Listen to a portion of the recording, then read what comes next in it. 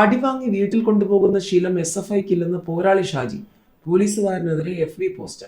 തിരുവനന്തപുരത്തെ മാളിൽ വെച്ച് പോലീസുകാരനെ SFIക്കാർ മർദ്ദിച്ച സംഭവത്തിൽ SFIയെ പിന്തുണച്ച ഫേസ്ബുക്ക് പോസ്റ്റുമായി ഇടത് സൈബർ ഗ്രൂപ്പായ പോരാളി ഷാജി. മുൻപ് ഒരു കാരണവുമില്ലാതെയാണ് ലാത്തി ചുഴറ്റി തലയ്ക്കടിച്ച് വീഴ്ത്തിയതെന്നും നാട്ടിൽ നിന്നും അടി വാങ്ങിച്ച് വീട്ടിൽ കൊണ്ടുപോകുന്ന ശീലം ഇപ്പോഴല്ല, പണ്ട് SFIക്കില്ലെന്നും പോരാളി ഷാജി ഗ്രൂപ്പിൽ വന്ന പോസ്റ്റിൽ കുറിക്കുന്നു. ആ പോലീസുകാരന് നേരെയുള്ള SFIക്കാരന്റെ ഓരോ ചവിട്ടും ആഭ്യന്തരമന്ത്രി സഖാവ് പിണറായി വിജയന്റെ ദേഹത്തേക്കാണെന്നതുകൂടെ ഓർക്കണമെന്നാണ് ഈ പോസ്റ്റിന് താഴെ വന്ന ആദ്യ കമന്റ്. അന്ന് ആ പിള്ളേരെ അടുക്കി ഈ പോലീസുകാരന് കിട്ടിയത് കുറഞ്ഞു പോയെന്നാണ് മറ്റൊരു കമന്റ്.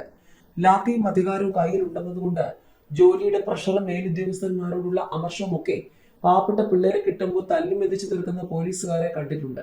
അന്നത്തെ ആ വീഡിയോ കണ്ട ഒരാൾക്ക് സഹിക്കാൻ പറ്റില്ല. അയാൾ അടിച്ചാടി.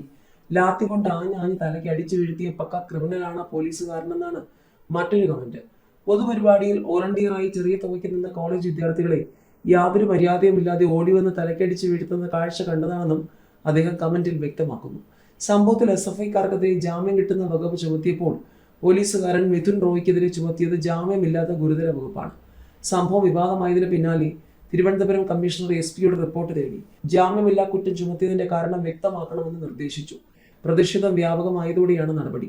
പോലീസിനെ അനാവശ്യമായി ഉപദ്രവിച്ചാൽ നടപടിയെന്നും പോലീസുകാർ സുരക്ഷയൊരുക്കുമെന്നും കമ്മീഷണർ പറഞ്ഞു. സംഭവത്തിൽ പ്രതിഷേധവുമായി പോലീസ് അസോസിയേഷനും രംഗത്തെത്തിയിരുന്നു. സംഭവം ജനാധിപത്യ കേരളത്തിന് അപമാനമാണെന്ന് അസോസിയേഷൻ പ്രതികരിച്ചു.